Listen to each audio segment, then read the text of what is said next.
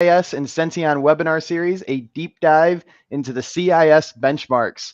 I'm your host, Zach Krumkowski, over from Senteon. Got my co-host here, Rich McGraw. Looks like you're prepping for a little winter adventure. A little cold where you're at?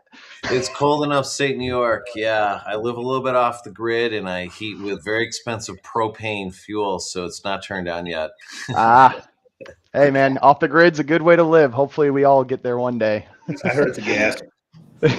So we got two special guests today. Marty Godsey is a returning guest from Rudio, and we have Steve Pollak, the highlighted guest from CXIT, first time star. Welcome, guys. Thank you for joining. Thanks, Zach. Good to be here. Awesome. Good to see you, Rich. I think I missed you the last time I was here. Yes, sir. Good to see you again. Yeah, and before we went live, we were having quite the banter on why this series actually exists. Something about Windows delivering their machines not necessarily configured and allowing companies like Senteon and CIS to exist. So I'd actually kind of want to kick off extending this conversation for the audience. So I want to pass the ball to Steve. If you could kick off with just an intro of who you are and then your experience of working with Windows. Leave it a little ambiguous for you. No problem. I'm Steve Pollak, and I've been in doing something with IT since the early 80s. That's right, the early 80s, and coding back in the day, and started working with Microsoft and DOS back in those days, and got into Windows in the early 90s. Started a couple of companies, and got venture funding into those companies. And the companies were all designed with one thing in mind. And that is, how do you fix these stupid computers once they break? Because they all broke.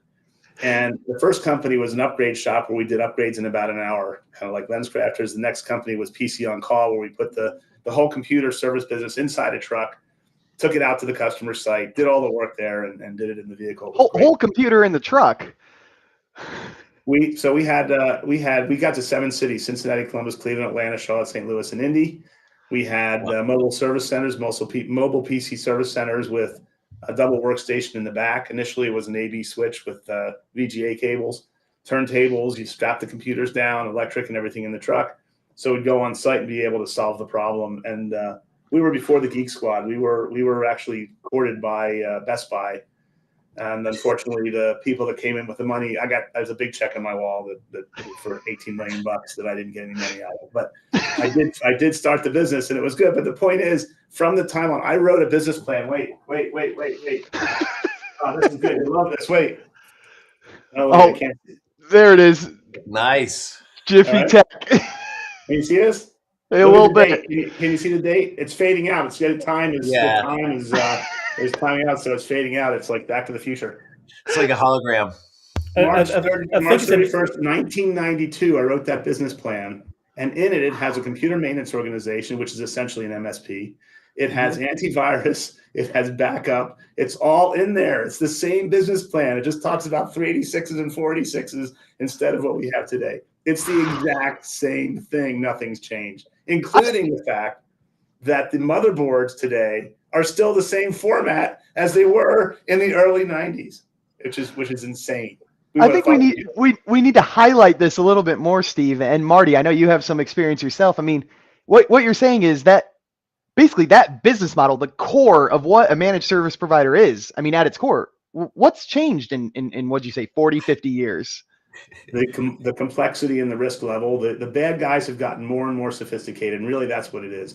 We used to be able to protect with an antivirus, a backup, and before we had DNS protection, we had DNS protection a little bit later on. But really, it was just antivirus and a backup, and then maintenance. There was patching then, but patching, as you know, was fraught with all kinds of is it going to boot? I don't know. Maybe not. Blue screens, the BSODs right and left. And that's one of the big things that has changed recently is Microsoft has stabilized the operating system and the ability to patch in a way that you can be comfortable turning your patching on, which is hugely important because we didn't do it before because it was a pain in the ass. Yeah. But we've been doing the same thing since the early 90s, and we're still here for the same reason because Microsoft still hasn't fixed the operating system. Well, and I'd agree with what Steve said. Basically, what's gotten better or what's gotten different. I started in 1993, so not quite as early as Steve, but still 30 years, and that's a long time. is really the bad actors out there have gotten more sophisticated and better. And so the industry has had to grow to protect itself from those people that just want to do malicious things. Has it grown to where it needs to be? No, that's up for debate. But also, too, to Steve's, to use that, talking about Windows. Yep. I remember I was a alpha beta tester for actually Windows Millennium. Oh, the mistake edition. The mistake edition. You know what? During beta, it was a really good OS. And so it was working great. They broke it. And they did. And then they released it to gold. And of course, as a beta tester, we got free copies. And then we got it. We all upgraded. And we were like, what just happened? It was terrible. And so a lot of us went back to the beta edition because it was better than what was released. And so, and Windows has gotten better, not to kick them, not completely kick them, but they've gotten a lot better because one simple fact, they used to ship their server OSs. You're talking about Windows NT, Windows 2000, even all the way up to 2008 probably is where they really changed it. With everything turned on. Everything was enabled by default, and it was up to you to go ahead and turn it off. Which, not to interrupt, which is why we have in the NIST standards and standards now saying only turn on what you need. And that's one of the things I talked about before in our warm-up here, is in there they say you've got to control the configuration management. We're talking about configuration management. Yep. Well, this is even stuff that you guys don't deal with inside of this is the roles and services. And the roles and services, when you launch an operating system today, Windows Server 2022 or 19 or 22, as Marty just said, you launch that thing and nothing's on except the operating system. You got to turn on the file system. You have to turn on Active Directory. And you therefore have, by default, turned on only what you need to survive. Yeah. Spaceballs reference. Exactly. And that was the mind shift that Microsoft did do in a 2008 R2 2012 era. Because they said, okay, you know what? We're going to go ahead and just, to Steve's point, we're just going to turn things off. And if you want it, you have to turn it on. But that, in my opinion, is when things got better for Microsoft.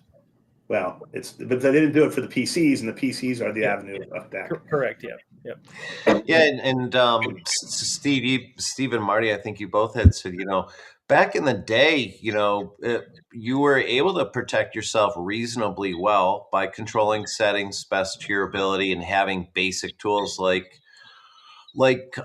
virus protection and so forth. But way back then, there weren't things like malware as a service that is very cheap and affordable and readily available for really anyone that has a Tor browser. And, that stuff didn't exist then. So the sophistication is just, has taken things to another level. No, because AI is going to make it that much worse. Exactly. It already is. and to your point, Rich, but for the most part, for you to be able to do anything malicious, you had to have physical access to the machine. Now it doesn't matter; you can be anywhere in the world and still do that. I mean, just a few minutes ago, actually, I got a notice that one of our load balancers for some of our security products that we offer, just for logins, it's just the login servers is all it is. There was a huge spike. For about a minute, it was pushing over 500 megabits of throughput on something that typically peaks out at 2 megabits of throughput. So that was some type of little DOS attack, attack. Yep, AI generated probably. Just checking your configurations real quick. It just like my dog when I take him to the dog park, he's going around the edge sniffing for the weak points, and it's subsided. Not mine. Not exactly. But yeah, exactly. So, to your point, Rich, it really is, you had that stuff back then. There were bad actors and people who wanted to do malicious things, but their access to your equipment, to your services was far, far more limited. Now it's just easy. It's just easy to do that. It is. For the average person. You don't even have to be a smart guy. Exactly. Yep. And taking this conversation, I actually have a document. I'm going to share my screen because we're talking about how when Windows was released, it really was secure enough, right? We always joke today because, they come more configured to use than they do secure, right? If they built it secure, Senteon wouldn't be around. CIS wouldn't even necessarily need to be around, right? That would be optional. Do things too, so I just want to be clear on one thing too, though. What we've done here, what people don't really talk about is the actual cost to the world. is we're playing around with bits and bytes that weigh nothing, that don't probably produce a lot of CO2, but we're producing, how much CO2 are we producing protecting that?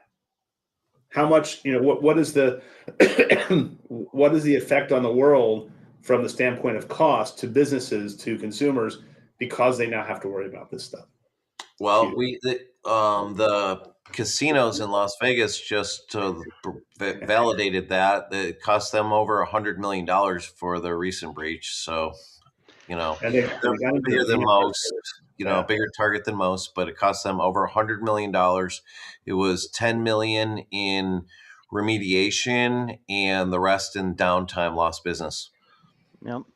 And that number may still be going up. So the document I have right here was published by the NSA and CISA. So these are, authoritative bodies calling out what they consider, what's the title of this? The top 10 cybersecurity misconfigurations, and listed at number 1. And thank you to Josh Copeland and Peter Kim for talking about this and getting this in my hands. But number 1 right here is just simply default configurations of software and applications. I mean, this whole webinar series, we're talking about the default configurations on a Windows box, right? It's about 20% hardened by default. So what is it about this 80% that Windows isn't putting this out initially? Why is this such a large and task to tackle? I mean, Steve, Marty, what do you guys take away from this list? Can I just say one thing, and I'll let those guys jump right in? Yeah. I want to give yourself and myself a little bit of credit, Zach, because I feel like we talk about each one of those 10 items on every episode. No joke. It's facts. We hit upon all of those probably, and if you look back at our episodes, we probably hit at least 8 out of 10 of those in each episode, if not all. And that's why I want to say, you guys go. So why is default configurations? Were you asking why that's the most important? Why is that the number 1 thing? Well, how many people have their password at 1234, or password that you sign on to? What's the password for a Cisco switch when you put it in? Cisco. What's the password? We know these things, and that doesn't say software and applications, but it really should say default configurations for software applications and hardware, because the hardware itself is often a way in. In fact, it's probably what killed. It was VMware that got the MGM. Was they actually ransomed the VMware hosts, not the sub network inside. They got the hosts. So configurations are one of the hardest things. Since I started messing around with CMMC and NIST in 2017, the one thing I flagged is really hard to deal with is configuration management, because there's no system. As a manufacturing engineer, there's no system out there that helps us. And I'm not dovetailing into Senteon. I'm not pushing you into that realm. That's not where I'm going. But there was no system that dovetailed into what configuration management means and how to do it. And if you have to do it on your own, and if each MSP has to do it on their own in each different company, the cost to that is huge. It's very hard to do. That was one of the things I flagged in the beginning as something that we're going to have difficulty doing. And I said to people back then, is some entrepreneur somewhere. This is what I tell everybody about problems I see in the industry. Is going to figure this out and attack the problem. We also always talk about a lot too. So you're describing a difficult task, right? Yeah. And what happens when people are faced with a difficult task? It doesn't get done, right? We talk about that a lot. Exactly. That's right. And Rich, and actually, I was going to kind of expand upon what Steve was saying there. And I think another reason why we have that whole configuration, number 1 and number 2 right there, is making it ease of use. Microsoft wants to make it easy to use. They want to make it to where, you don't need to hire that engineer to do this, an engineer to do this. You just load it and there you go. You're good to go, and everything is working. That's an oxymoron. What's that?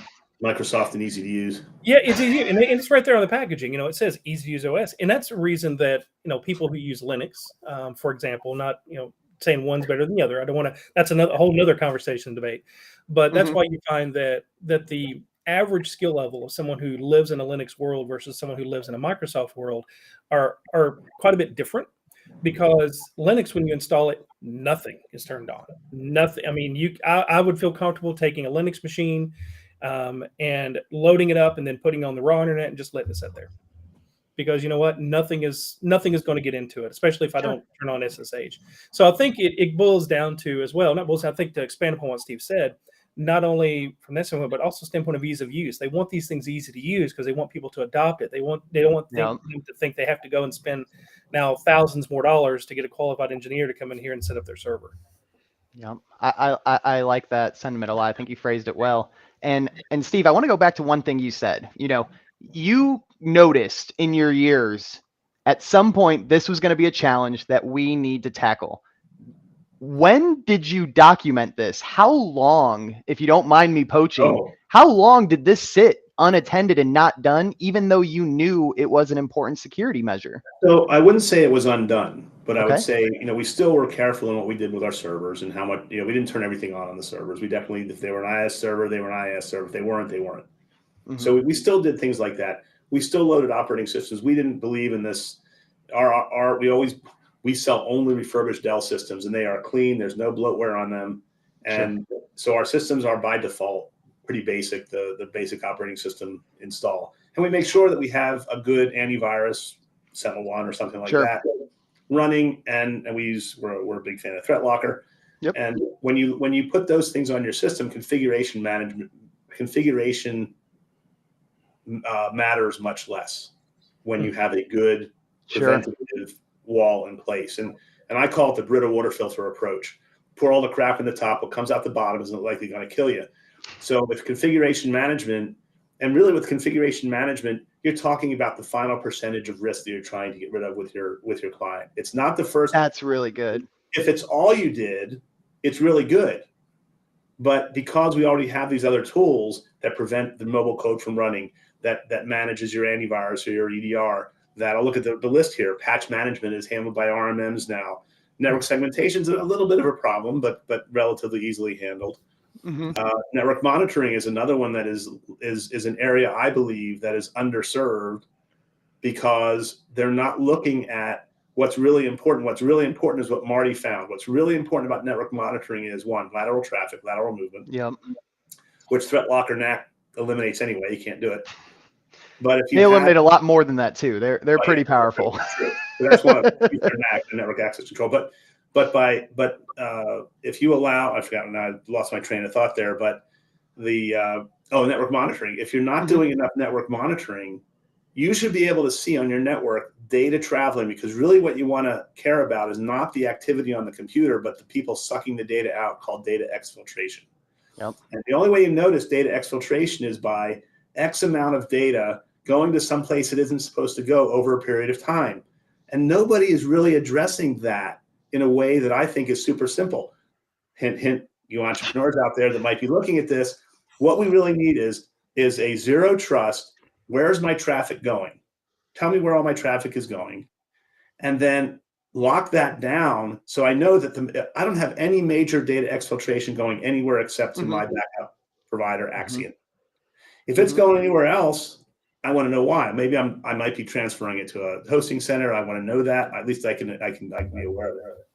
There's a product called Netrix that says if I see file movement over X period of time, file activity over X period of time, I can get an alert. But really, network monitoring is really what's happening at the gateway, data trafficking across either a computer or across a gateway that shouldn't be doing it. And that's really not there. I feel like that's a really good defense in depth measure for folks.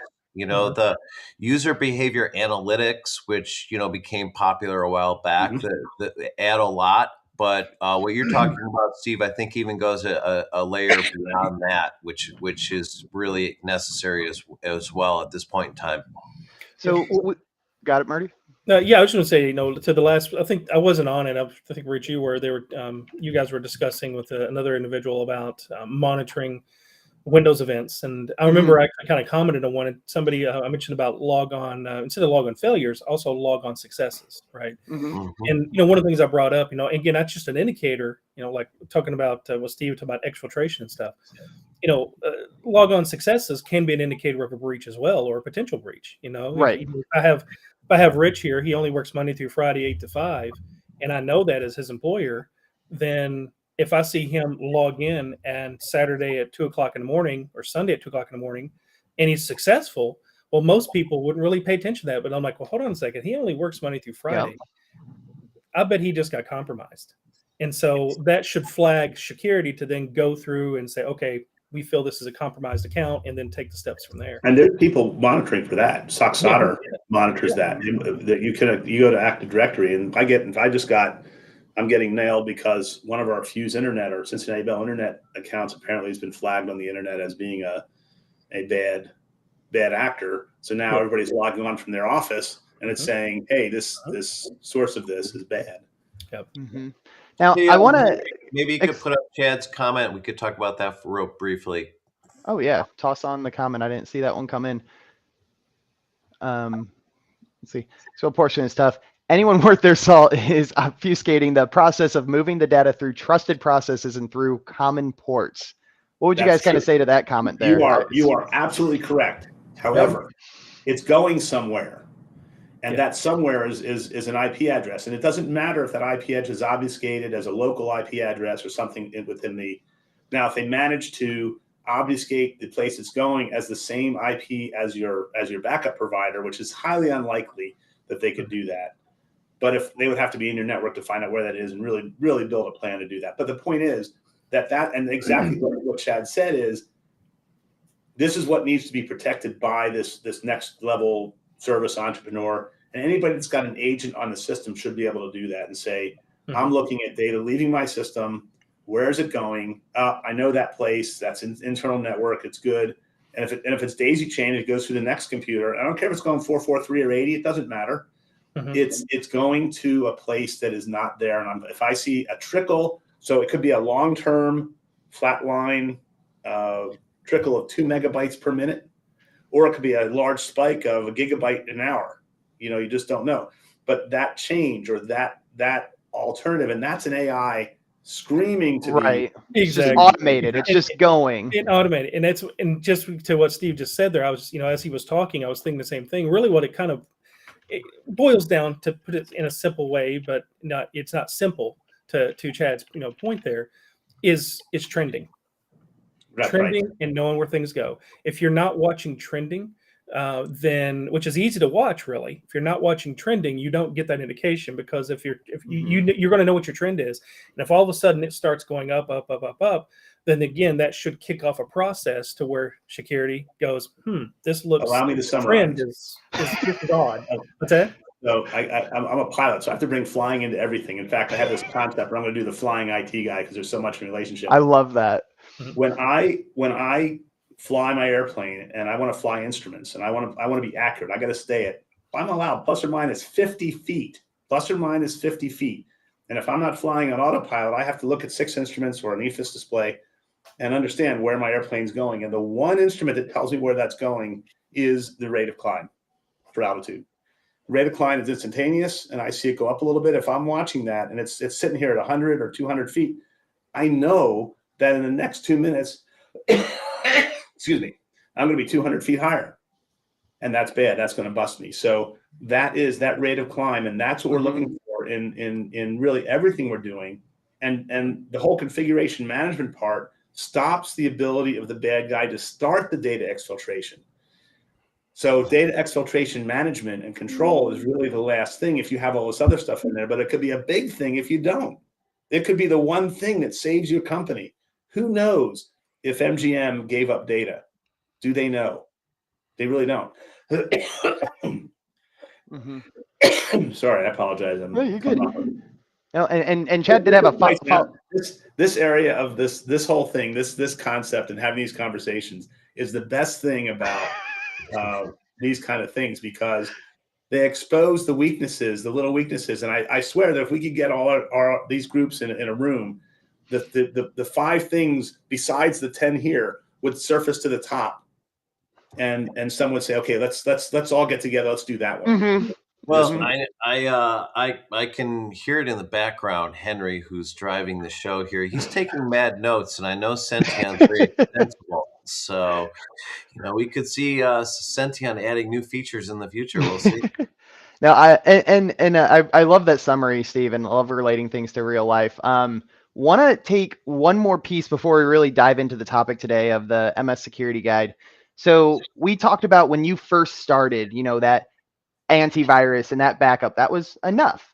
And then you talked about how you documented configuration management needs to happen, but it was never really prioritized because of the difficulty, right? To an extent, you do the top 20 most important, whatever it is. And then EDR came around, and this was good enough. So that made it to your stack. It sounds like from this journey you've been on over, what'd you say, 50 years, now we're at that turning point to where antivirus backup and EDR is now not enough. I mean, I don't know the MDM breach, but who's to say they didn't have an S1 or a CrowdStrike? The breaches are still happening at the end of the day. So it sounds like we're at that turning point where this preventative, proactive hardening needs to be prioritized alongside the other measures. Is that fair to say? That is 100% true. And you could ask Marty when we saw, and I don't remember where we saw Senteon. I don't remember where the exposure came. We're thankful you did. Well, I think I found it. It was one of those searches and there's something popped up over here, and my ADD went, and stuck me that. And then for an hour and a half, I went down that rabbit hole. But I thought you were a squirrel at first. It was a squirrel. But the point is that the concept of being able to go, and I think it was right after I went to Right of Boom, where Eric Woodward's, or I think it was Eric Woodward's, on stage going, I spent 2,000 hours building GPOs to harden my network, which of course you can't do if they don't have GPOs. If they don't have, they can't do it. So I went, nobody can do that. I can't do that. That's not going to happen. So somebody has to do that for me, and I need to apply it. We are appliers of technology, appliers of tools. Carpenters don't build their own saws. Carpenters don't build their own pieces. They use the best tool for the job, and they try to get productivity. They try to get something better. They try to get a straighter cut.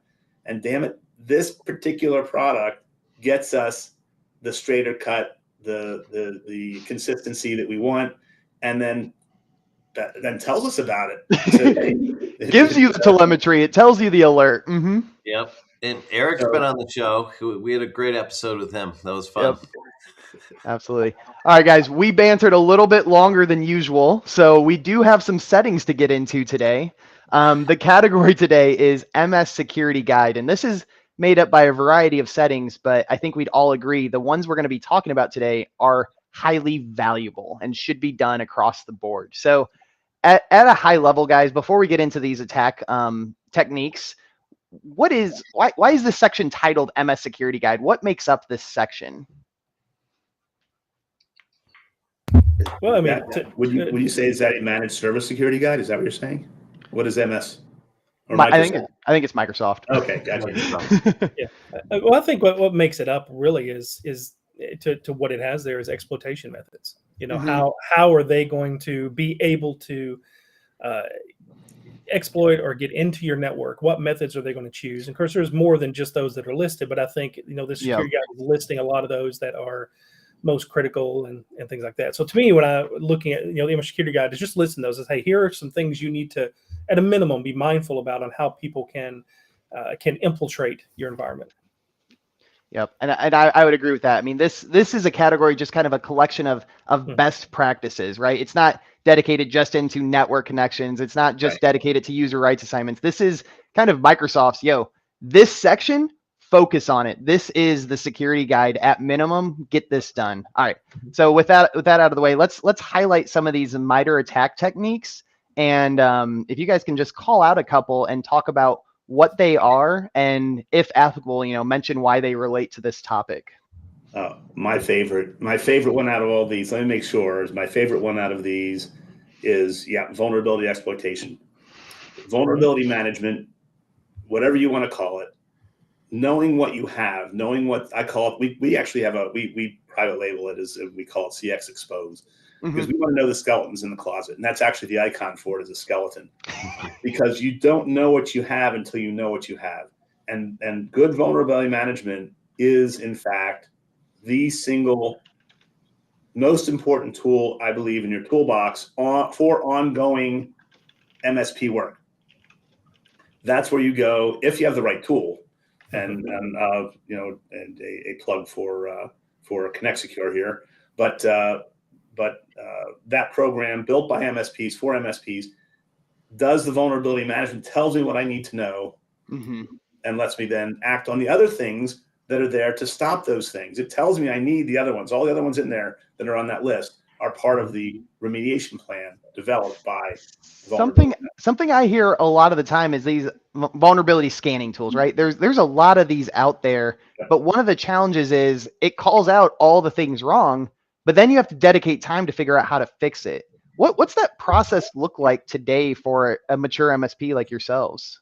If you have the right tool, and if you don't, you want a simple tool. You want a tool that gives you the answers you need, or actually the direction. And I call it a source of truth. We need to know what we're supposed to do and how important it is. And the one we use, am I allowed to plug it? Does it matter? I mean, it's your stack if you're okay with exposing it. Well, it's Connect Secure, so okay. A lot of I don't care. There's nothing. It's your business, Steve. I'm just a facilitator. And the reason it's good is because not only does it find all the things, it now puts it into importance by EPSS score. So you can sort your remediations and say what's important, top three days. The next 3 days, what's likely going to be exploited. Not that they are actually exploiting it, but these are the ones that somewhere in the world somebody's going to hack into using this exploit. So you should fix this one, even though the chance of them getting to you on it is really this small. Probably can't even see through there, but in the end, knowing what you have and being able to go to this. So what we do, I'm not saying we're good at it yet. We go to our clients, look at this on a monthly basis or weekly, depending on the size of the client. Look what needs to be done. Make sure that our RMM tool is doing our patching, making sure that our third-party software is being patched. And then it tells us exactly what we need to do. It says, you need all these patches on these machines. And if possible, it'll push the patches out. Yeah. So it's a process that I can put in place that is repeatable and scalable. Yeah. And Steve, is that doing discovery on what is on the network? So let's say between your scans, someone plugged in whatever device onto the network, and it was able to run. Are you able to discover that device in near real time? Understand what? Yep. There's a probe that runs daily, and you can trigger it anytime you want. There's a probe that runs daily, and then there's on every machine there is a lightweight agent. We deploy the lightweight agent on every machine because that way we don't have to worry about that or anything. So it shows everything that's happening, and it's scanning the network looking for any vulnerabilities, network vulnerabilities like in printers and cameras. It's going to find every IP address on the network, and you have to have a probe on every subnet, which is kind of painful because as you segment your network, now you have to have probes on every subnet because Microsoft doesn't. You can't cross the you put the work in up front, right? Yeah. But go ahead, Steve. No, I'm just saying so vulnerability management leads to everything else and what you have to do. And one of the things is they now have compliance proof in there. So how do you prove compliance? Well, let me show that my compliance is right by saying, here's what I've done. And you could deploy Senteon, look at your compliance before, look at your compliance after, show that to your client and say, this is what I did. Yeah. But I think a free scan, right, Zach? Yeah, exactly. Marty. Well, and I think really too what what's important in all of this, be it scanning, be it having the vulnerability scanning, have the lockdown, everything that Steve mentioned about, be it Threat Locker or Cyber CNS, is before you do any of that, though. When I say do any of that, you're going to run yourself ragged with false positives or what's this or what's that. You have to have that source of truth. You have to have, okay, this is what's supposed to be there. Mm-hmm. That way, when you do get that whole plethora of ports open or that whole plethora of this vulnerability or that vulnerability, or why am I getting a SQL vulnerability here? I didn't even know I used SQL. You have to know what you have, because if not, you are going to spend a whole lot of time, a whole lot of man hours just going through that. And then by the time you go through that, well, then something new has come up. And so, the very first step in my mind is to, okay, let's determine to Steve's point, our source of truth. This is what is supposed to be there and what is going to be there. And then start the processes and procedures and the scanning. That way, as you start getting the results back, you have something to reference that to.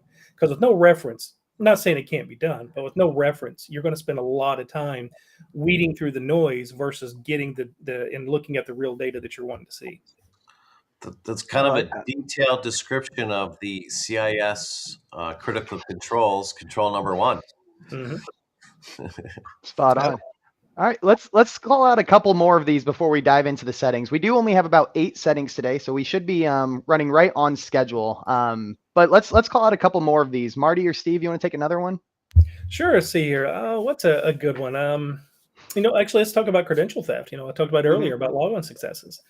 Gosh, that one has always been something, because whenever you start talking about credentials with the user, they'll be like, well, I want to make my password my son's birthday, or I want to do this. And what do you mean I got to have 8 characters and I have to have a number in there too? 14 characters, you're crazy. And so then you get the whole sticky note on the monitor. We've all heard about all that. Credential theft is, it's just like people, it actually kind of goes into the same thing with social engineering.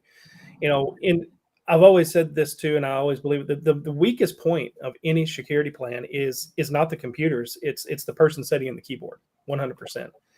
And you unfortunately can't secure them. I can't throw an agent on them to say, hey, you can only say this or that. So when it comes to credential theft, yes, having secure methods of storing credentials, be it Active Directory with LDAP turned on, that way nothing is sent securely across any ports. I think we're going to talk about W Digest today too. Yep. All of those things, having two-factor authentication, and in some, and not only just two-factor authentication, but also multiple authentications to where, okay, I logged in, I'm MFA'd, I'm running, okay.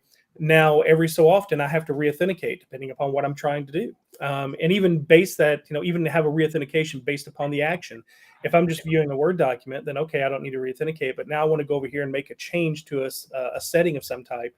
Well, now I got to re-authenticate with my MFA, because it's like, okay, well, we're still going to, you're doing something that's critical now. So I want to make sure, kind of the whole Reagan era trust but verify. But at the end of the day, it also comes down into training, and it also comes down into adoption for the users, because the only person that's really going to prevent that credential from getting out there and being compromised is that individual having a process to where they guard that, and they guard it, closely. But then you also have to protect them from themselves. One final quick story is, I was driving in the car, and there was this NPR story on, and I was out of Connecticut with one of the national cybersecurity experts, talking to somebody saying, they're going through all these things, talking about all the things we're talking about. And at the end summary, she says, the host says to this expert, says, so what's the end? What's the most important thing you take away from this? And they said, well, it's really up to each of us to practice good cyber hygiene when we're on our computers. I had to call. I picked up the phone, I dialed in, I got on, and I said, the answer to your last question, if it's all up to us, we're doomed. This was 3 or 4 years ago. I said, we're doomed, because if it's left up to us, we can't do it. And if there's any MSPs out there that are listening to this, what you want to do is you want to make sure that what you're doing is scalable and consistent across your companies, using as many layers as your companies will tolerate. You want to put, and it doesn't matter if it costs $2, $3, $4, it doesn't matter. If you have 150 computers, it's a $15 million company. They can afford it. They're not spending money where they need to spend money. They spend money on coffee and games and but they have a latte machine in the break room. Latte machine and mowing the lawn and plowing the thing and paying for the heat. Turn the heat down a degree.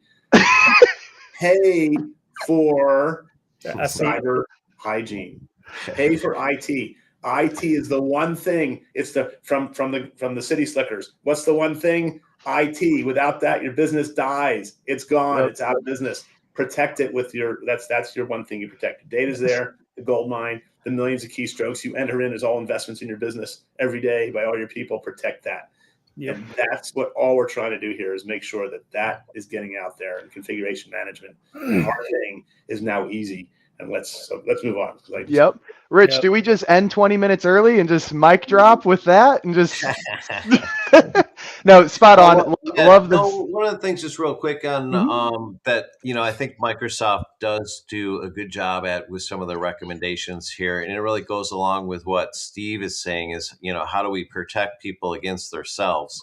And one of the, the items on the slide is malicious driver installation. Just the simple setting of only having administrators being able to install drivers and such is protecting people against themselves. And, Microsoft does a good job of, if you follow basic things like that, it will help you protect yourselves, your organization against, bad decisions from end users. Yeah, absolutely. All of these settings are available. They are, and into talk about CIS controls as well as Senteon there, Rich.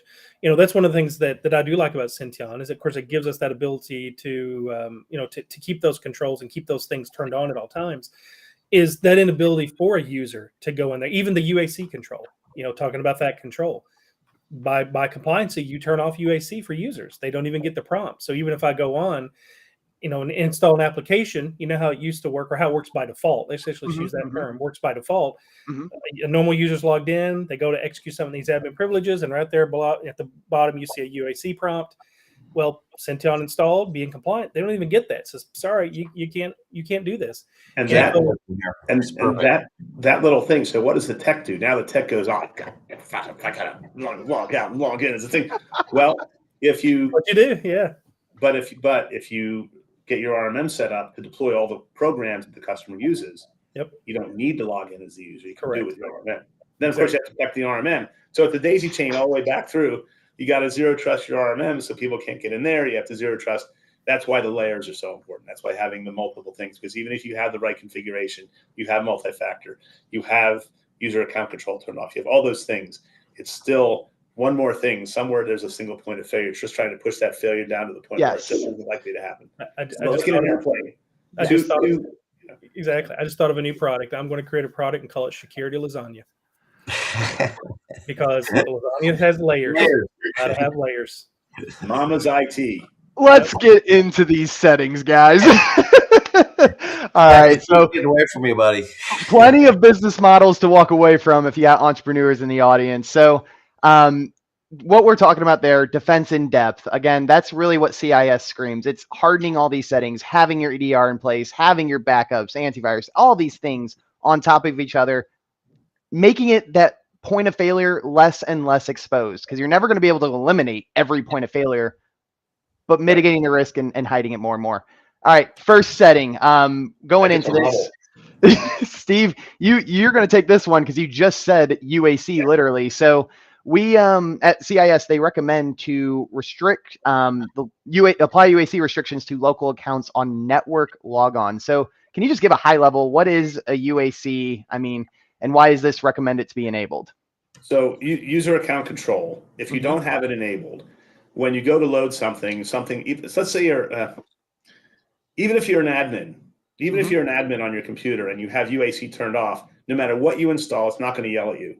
Now we're all used to the fact that when the UAC prompt comes up, I just say yes anyway, because I'm obviously doing something. So having that user account control, having admin credentials along with UAC turned off is deadly. Having admin control with UAC turned on with a yes or no is not quite as deadly. It's now better. It's better. And having UAC turned on requiring admin credentials is that you don't have is much, much better. And then not having UAC at all, requiring an admin to specifically go in. And that means you have to consciously say, I want this program, which then dovetail back into one of the things the CIS talks about is change management. How do I know I had to do this? And why am I doing this? I need an icon editor on my computer. I can't do it. Why do you need that? Well, I found this one on the internet. You download it. It's free. Well, if it's free, you're the product. And by the way, what is Rocket Money getting out of getting all your bank information with the subscriptions they can turn off? I want to know that. Anyway, but that's beside the point. So so UAC is really important, and as difficult as it is in the business side, and I've said no to clients because they say, I don't want to give up admin control. Well, then we're not your guy, because that's going to kill the MSP. Our risk level goes too high. And no matter what you're going to pay me, it's not enough. Because if you screw something up and you want to call me to come in, and I'm gonna not have an SLA on that, you're gonna get mad at me for not fixing your problem. So you got to have admin off. Period. End of story. Yep. Absolutely. And we do have a whole episode on UAC configurations. We had Adam Evans as a guest that week, so I can drop that link into the comments. All right, Marty. I hear this one constantly. Configure SMB v1 client driver to enabled but disabled. Microsoft GPOs, the verbiage is always confusing. Josh Copeland actually educated me on why that is, because they're phrased to the state that they're in. Yeah. So sometimes the GPO recommendation is a double negative, hence this case. Exactly. So Marty, I hear this all the time, SMB1, I need to disable this. It's a CVE. It's dangerous, but I don't want to cause disruption. Either one of you, but Marty first. Do you have any horror stories with disabling SMB1? Why do we want to disable it, and what is it? Yeah. Well, of course, SMB, server message block, aka CIFS. It's Windows file share. Samba, by many different names. Of course, SMBV1 is old. It came out a long time ago. It doesn't have a whole lot of the performance things that SMB3 or 2 has. It also doesn't have a ton of the security aspects that SMB3 and 2 has. SMB1, the only reason to ever potentially even think about having that enabled, and if you do have it enabled, then you have it in an environment that is highly restricted, is for really any type of interaction with older pieces of software that can't speak SMB2 or above. It really is that simple. There's no reason to have SMB version 1 turned on. A lot of people say, "Oh, I disabled V1 and now I can't log into my log in, or now I can't get to this or I can't get to that." It's like, well, then you're misconfigured in the first place. Now you fill that hole with. And you feel that exactly. And so what do you fill the hole with? What, as far as I need to turn it on, but now I need to figure out how do I contain it. Exactly. Yeah, you can, or you configure your environment to such a manner that you don't need SMBV1. Well, that's true. Well, if you can, if you can't, then you to your point, you put it in its own little world, its own little container where it's completely in its own little world, can't go anywhere else. I think the best way to phrase that is you're saying to segment it off the network as much as possible. Is that right? Yeah. Yeah. And because V1 is, there's tons and tons of exploits out there for it. You can't protect it. It doesn't even perform that well, but there's just so many things that still try to, when you talk V1. And why? Because V1's the easy button. Right. V1 is just your standard unauthenticated file share for the most part. And here you go. So really the enable disable that you saw there is, you enable to disable it. Yes. And it's something that is, it should be done in the first place. And again, if you do run into an environment, or if you do turn it off, well, number one, I'm a big person about labbing. You can ask about Steve. You want to lab everything first. That's where you built me. Exactly. You want to lab everything first because I want to break this here and not break it in production, because breaking it in production costs me money. Breaking it here in the lab doesn't cost me money. So break it over here. So lab it up.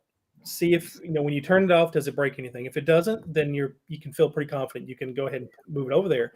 But yeah, really, it's what it comes down to. SMB CIFS version 1 is just it's highly exploitable, and it should just be turned off. Yeah, and this next setting here, similar one. So the one we just talked about, disabling the client driver for SMB. This one's disabling the SMB1 server. So Steve, you do manage, if you don't mind me sharing, you're a larger MSP. You manage well over a few thousand endpoints, and you must have had to disable this across the board at one point, or at least I'd like to think this was one of your top most important to get to. We still have this in clients that have SMB1 because we do a lot of manufacturing. Okay. And manufacturers will have a machine, even Windows 7, Windows XP, that need to dump data onto a server somewhere. And we're dealing that with several clients now saying, you got to get rid of these servers. Well, we can't. So now it takes you down to the point of, if you can disable it. If you can't, then this server's got to be, you isolate the server, you have a router in its place. The router says in front of it that says only machines from this, only these IPs on this port can get to this server. Whitelist. Or allow list if you want to, to be. Yep. It's 2023, guys. 2023. You say potato, I say potato. But anyway, so the point is that you have to be very careful, because we have turned it off and we have broken. What do you mean the freezers aren't reporting? Of course they are. Well, that's a problem. So you have caused disruption. I mean, it sounds like you have the story. So is the only way, and Marty emphasized the importance of lab testing, rolling it out, but obviously it's very, very hard to replicate the environment perfectly in a lab. It's almost impossible, right? So it's to an extent. You're actually making me think about another product where you could take a network map. No, seriously, take a network map and have the system build that into an environment. I think every MSP would buy that. Well, it goes into, and I'll say this real quick because I didn't interrupt you. It goes into really to Rich and CIS and what CIS there and from change management. How can you have a change management and control if you don't have a lab to be able to test these changes prior to making changes? If you just make these changes on the fly, then there's no change management there. Yeah, you documented you made the change, but that's it. You didn't follow a process to determine what impacts. Now you start getting into I can't remember it now, but the different standards for support and things like that. You start getting into those standards, but yeah, to me, a lab environment where you test these changes first is an integral part of any change management environment. Yep. That's perfect. And just to plug myself here, that is exactly where Senteon wants to continue our innovation to predict the disruption before it happens. So plugging ourselves there on our own webinar series. But let's get into this next setting. A little bit, it has its own acronym here. So enable structured exception handling, overwrite protection. 300, Zach. I'll take CIS for 300. Go for it. So making sure that CHOP is set to enabled. Could one of you just tell us what is CHOP and what maybe it's designed to do? I know this one to Marty. This is one that I know. So when you type on a keyboard, when you type things into a keyboard, it's going into a keyboard buffer, which we know about in the past. So you type. At some point, the buffer can't take. In the old days, you could certainly outstrip the capability of the computer to take that information. Well, if it's not a hard stop and it overflows, overflow happens almost any time. It happens in Windows. When you run out of memory, it'll go above that memory and try to use it, and it's not controlled, doesn't give it back. What does it do out there? Nobody knows. It's not controlled anymore. Well, a buffer does the same thing. If you're typing or throwing a whole bunch of interrupts into the system, whatever it is going into the system, it says, I go above what I'm allowed to have. What happens to the whole thing? What happens when the system can't handle it? And in this case, in many cases, people are figuring out that if I overload, I'll just use a keyboard buffer. If I overload the keyboard buffer by sending 1 million characters in 2 seconds, this behavior happens. The system responds this way. Buffer, dump to this piece of memory that's exposed. Now I can go use that. And the bad guys will figure out how to get into whatever's exposed because they're playing around. They're saying, let's overflow this buffer and see what happens. That happened. And you're calling it out exactly. I mean, in your explanation, it was perfect. So buffer overflow attacks. That's one of the techniques that making sure this setting is set to the CIS recommendation will mitigate, right? Everything we're doing here is setting you up for success. We're preventing the attacks from being easy. And doesn't affect anything the user does. Has no impact. All of these settings, in my opinion, should not impact. UAC does. No, good explanation here. Marty, anything to add, or should we hop to the next one? I think Steve explained it very well there.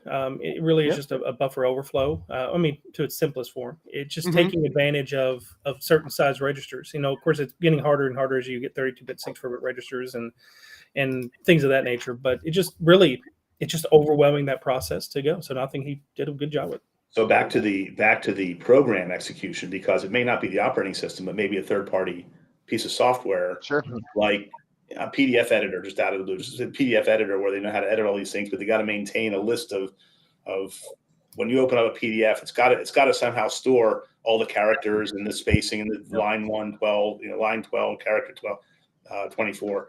And at some point, the buffer, whatever they wrote in the program, isn't big enough. 64K back in DOS days is not big enough. It goes over and overflows the buffer. So it can happen in third-party software, which is why third-party patching becomes important. I'll shut up now. No, that's a great add-on to that. And this next setting here, again, trying to keep it moving a little bit. We bantered a little bit too much at the start. I'm sorry. But the stories are why we have this series. But Rich called this one out earlier. Administrator privilege. This is just This is the duh moment. Is there ever a reason this should be not followed to the CIS recommendation? No reason at all. Every printer should be set unless they're testing, they're building printers and they're testing printers and they have to put the drivers in as a part of production. Then you isolate. Rare community. The rare community, yeah. But in this case, one, your printer allocation should be handled if it's in a server environment. Absolutely. So you're not dealing with it at all. And when people say at home, "Hey, I'm trying to print RDP on my HP 4420 something printer," they go, "And what doesn't work?" And we go, the answer is, "Sorry about your luck. It's not going to happen." Tough for all. If it doesn't work, it doesn't work. I'm sorry. Why are you printing anyway? We don't need to print anything anymore. So but the point, yeah, people want, "I want a printer in my office." What are you printing? Why does it matter? Do a PDF. Anyway, printers are the bane of MSPs. Drivers, and the ability to screw up your computer, either by, "Hey, it says I need a BIOS update. I'm going to do that." Could be malicious. Who knows? You get a thing, but the ability to do those false. Things, the ability to do the ability to do it is bad. Call your IT team, and if your RMM is doing the right thing, your automation is doing the right thing, it really isn't bad. One quick story: largest client, 200 computers, highly complex environment. We kept turning up the patch management, critical, important. I went down. I said, "You know what? I'm going all the way." See, let's fly. All the way. We did it on about 20 computers to start with. Nothing. Turned it up all the way, and it's been up all the way since. And no blue screens. Well, occasional, once in a while, but who knows? Who knows that, But certainly no disruption to the point of causing an issue. So get the things patched. Take care of business as it goes on. And if you have to do a driver, they got to put a ticket in. Exactly. They're happy. If you've got a business reason and it's valid software, it's not going to be a problem. Yep. And you can employ things. You can employ things like threat lock or elevation if you really have where people have to do certain things certain times for certain machines. Then you can say, "This program I'll allow you to do this HP update from this source," and it still then ring fences it, make sure it can't do what it's not supposed to do. Yep. So you can do things like that to mitigate some of that, but it really should be off. Yeah, and Zach, I know we only got a few minutes here to really, in my mind, what I think this whole series is about, and what we've been talking about today, is it comes down to really one thing. It comes down to one word: control. IT has to control the situation. They have to control their environment. They have to put, again, the whole trust but verify. Hey, we trust you because you work for the company, but we're going to verify everything you do. If you don't have, and I know that sounds very dictatorship, it's not meant to be that, but at the end of the day, the only way that IT can guarantee or come close to guaranteeing the integrity of the data that they're trying to protect is if they control every aspect of how that data is accessed, manipulated, sent, stored, everything. If they don't, they can't. MSPs are dictators. Yes, that's my takeaway from that comment. Yeah. Good. No, I want to expand. Benevolent. Yeah. I want to expand one more point on this, and I think we are going to run 5 minutes over, so set expectations with everyone. One of the most surprising things, and Marty, Steve, as you guys have shared today, you guys are Senteon users. One of the most surprising things to me is we are handling all of the CIS benchmarks, right? We're changing over 500 settings on your workstations and servers. That's massive. But the most surprising thing to me is most of our partners are doing upwards of 95% of these settings. They're doing the majority of them, and they're not experiencing disruption. But for me, the biggest pushback I get with new prospects is, "Oh my God, you're going to break everything changing that much." So I guess in your guys' experience with us and just configuration management in general, I mean, what do these CIS benchmarks mean to you? And have you struggled with Senteon or the implementation? I'm going to go back to the last thing with the patch management turned all the way up. It's my opinion, turn it all the way up and then back off what you need to do. It's in the airplane, it's just squelch. If you squelch too much, you can't hear anything. Back it off a little bit to hear what you want. And that's the case here. And when I first saw this, the first thing I do, I'm a guy, I don't read directions. turn it on all the way up. It's on my computer. And I go, crap, I got to do Control-Delete to log in. Yeah, it's okay. I can deal with that. But it didn't break anything. Although I think, and I'm not certain, I want to do some lab testing. I think it does hurt battery life on laptops. Mm-hmm. I think there's some impact to battery life. Yeah, because we'll have to do some research on that. Yeah, I would look at it because you're doing some logging and things like that. So I do think there is some impact there. It keeps everything alive and keeps the CPU running, but it does not adversely affect the user experience. And that was and that's why I just wonder, why isn't Microsoft doing this? Because it doesn't hurt. Mm-hmm. And that was amazing to me. We started with 230 and then went to 408 and turned them up. And we didn't have one. The only thing we found was it stopped. We got a thing. My cameras, I can't see my camera anymore. And I'm thinking, oh crap, how could it do anything to the camera? It wasn't the camera. It was their security system they couldn't get to because it messed with the firewall. That was the only thing. That was it. Out of all the controls, that was the one. And it was only on one tenant, right? So once you made that exception, it was handled. So the CIS benchmarks, the point of why I asked that question is there's this, it's not a myth, right? They are possible to break things, but it's not as overwhelming as I feel the market believes. No. Well, not with the right tool for implementation. The CIS benchmarks are hard to operationalize on their own. If you have tooling like Senteon, that is, it's the easy button for the CIS recommendations. And Marty, go ahead and wrap this one up. Yeah. Yeah, no, 100%, Rich. Yeah, I agree with you and Steve. And so, with Senteon, talking about Senteon, there has been a couple times that, on some test machines and stuff too, that we've broken things. Now, let me explain broken. That's why I did quotes. Is I think the one thing that the CIS controls can do, as well as using a tool in conjunction with those CIS tools, is it can highlight things that shouldn't be there in the first place. Because number one, to Rich's point, the CIS controls in 2023 should not break anything. It shouldn't stop anybody from working. And so if we take Senteon and deploy it, and then, to Steve's point, just turn the dial to 11 and go, here you go. And then something breaks, you're like, okay, well, why is it broken? And in one instance that we did find, people couldn't log in. Oh yeah. They couldn't log into it says, unable to, I can't remember the exact area. They couldn't change their password. Yeah. And what the issue was it was a customer and their primary domain controller was a 2003. Yeah. So it's like, oh, you need to upgrade that puppy. It's time. It's time to go. And so no bueno. Exactly. No bueno. And so what Senteon did for us was, in my mind, Senteon didn't break anything, and that's why I wanted to do the quotes. It pointed out. It illuminated something. It illuminated something. Needed to be fixed. Just to be clear, the customer did not have a server 2003 domain controller, but the domain level was still at 2003. Correct. Because we never actually. I think my takeaway here is I've been presenting the first half of Senteon as our risk assessment. It sounds like it should be the illuminating assessment. Exactly. No. So that's what Senteon and the CIS controls in conjunction do. Is Senteon provides you that that easy way to be able to push these CIS controls down, and then those CIS controls, since it's now we're pushing them down, is going to illuminate potentially things that you should not be doing in the first place, or holes you should be plugging in the first place. Appreciate it. I appreciate you guys doing a little testimonial live on air. So that was not planned. Very educational series. So I appreciate you taking the moment to do that. All right, we got 2 more settings to get back on scope, and then we will wrap up. So this next one here, NetBT node type configuration. Now this one already sounds a little overwhelming to me. I tried to look it up and figure out what the difference was, but I know a little bit about it. But Marty, hopefully you'll know some more about this. Oh, gosh, I haven't worked with. Oh gosh, a long time. It's been a while. Me.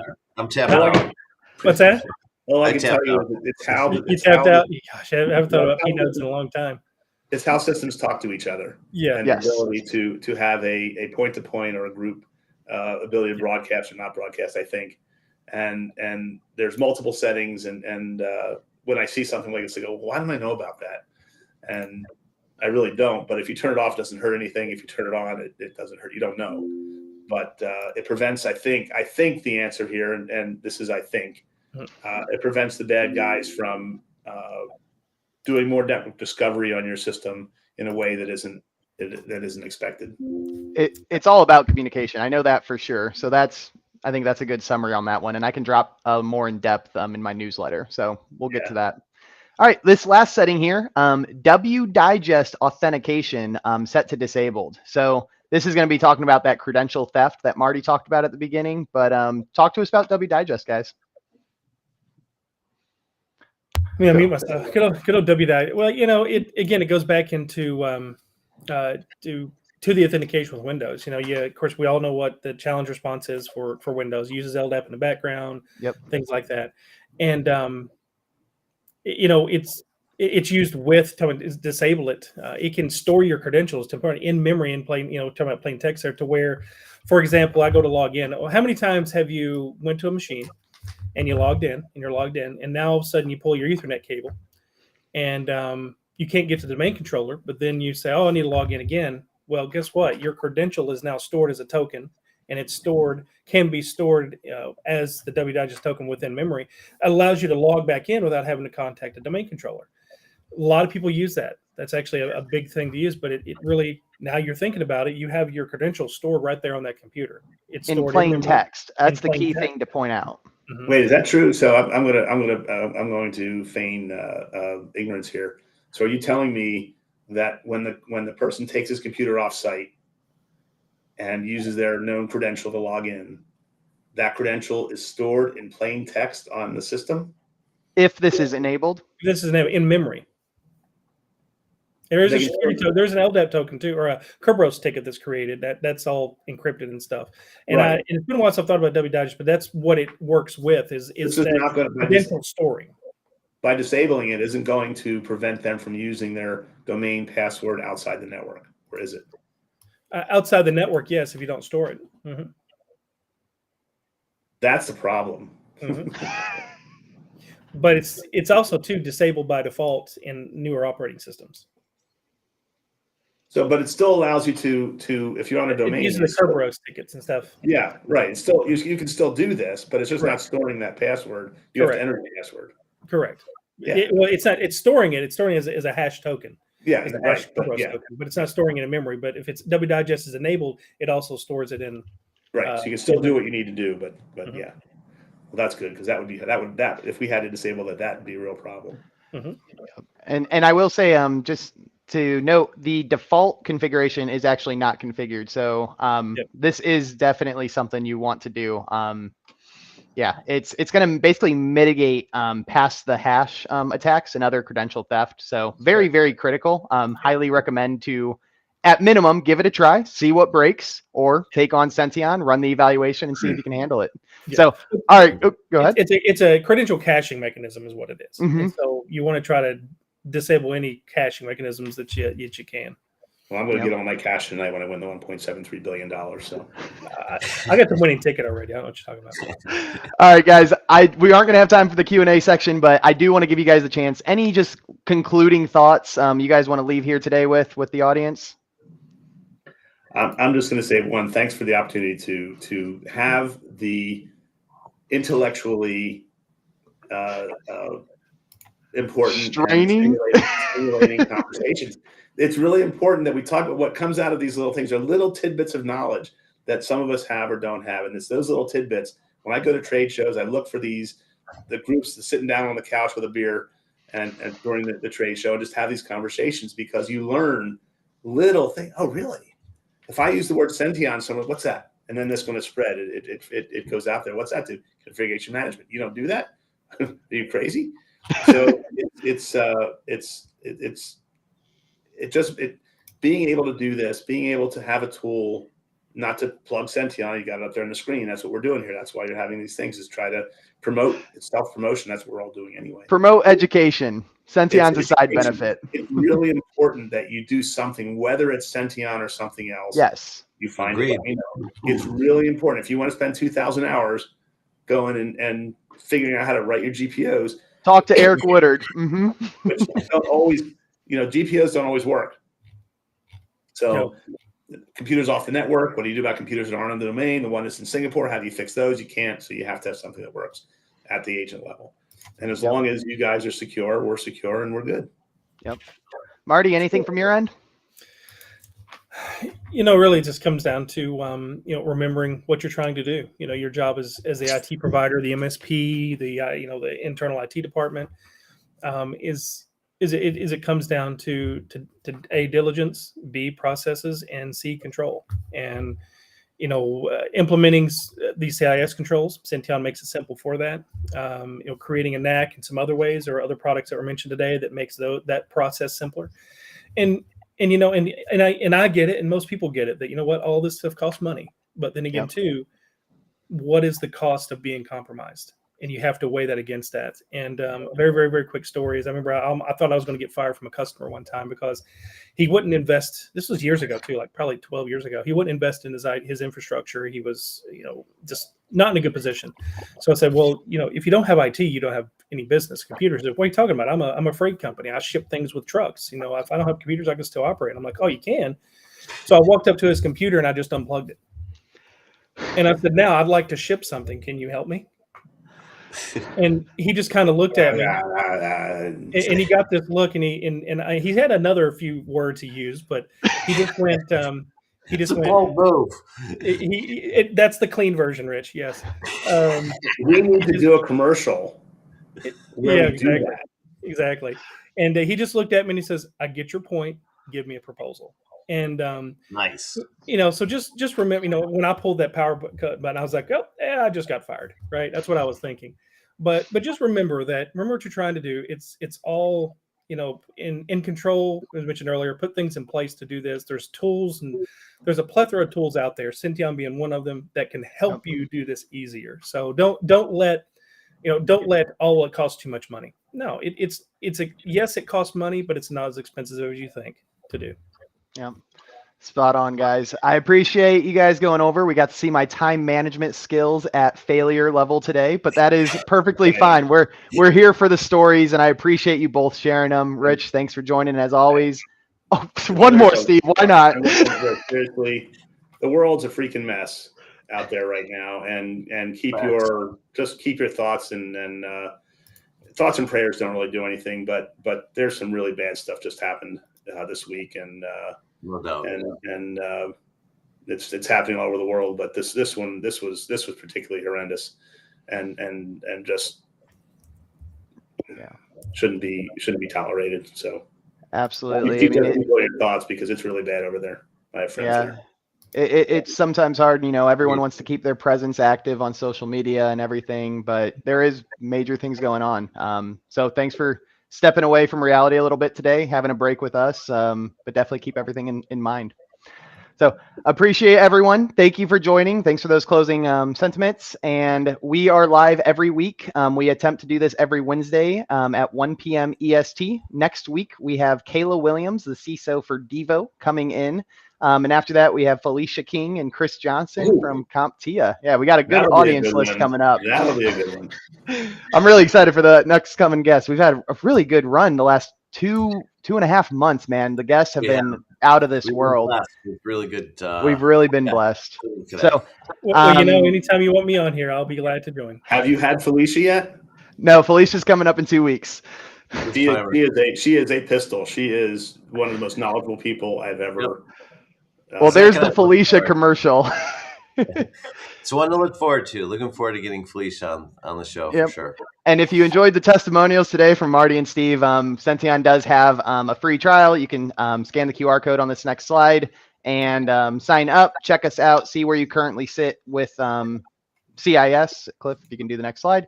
But we do have a newsletter as well where I do a deep dive into all of these. And I appreciate everyone being here, and we will conclude.